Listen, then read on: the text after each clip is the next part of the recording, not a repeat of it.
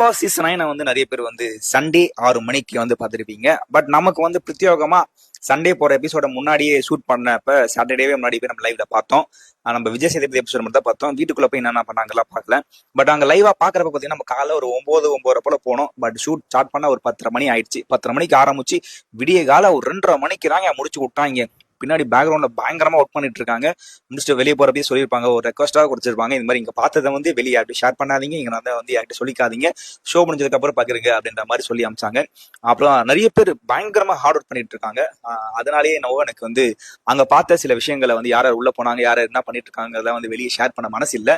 But இதை பத்தி தெரியாத சில பேர் வந்து உள்ள இருந்து சில பேர்கிட்ட இன்ஃபர்மேஷனை தெரிஞ்சு வெளியே கசிச்சு விட்டு இருக்காங்க. ஒரு சின்ன ரெக்வஸ்ட் என்னன்னா, பயங்கரமான ஒரு டீம் ஒர்க் பண்ணிட்டு இருக்காங்க, ஹார்ட் ஒர்க் பண்ணி போட்டுட்டு இருக்காங்க. முடிஞ்ச வரைக்கும் அந்த ஒர்க்கை நம்ம வந்து இது பண்ற விதமா முடிஞ்ச வரைக்கும் சில விஷயங்களை வந்து மறைமுகமா வச்சிருந்தாதான் அவங்களோட ஒர்க்குக்கான ஒரு ஊதியம் கிடைக்கும்ன்ற மாதிரி சொல்லுவாங்கல்ல, அந்த மாதிரி வந்து நம்ம பண்ணாம இருப்போம். வீக்லி யாரை வெளியே போறாங்கிறத வந்து தெரிஞ்சாலும் ஒரு சின்ன க்ளூ மாதிரி கொடுங்க, போட்டு உடைக்க வேணாங்கிற ஒரு சின்ன கருத்தோட நம்ம பிக் பாஸ்க்குள்ள போவோம்.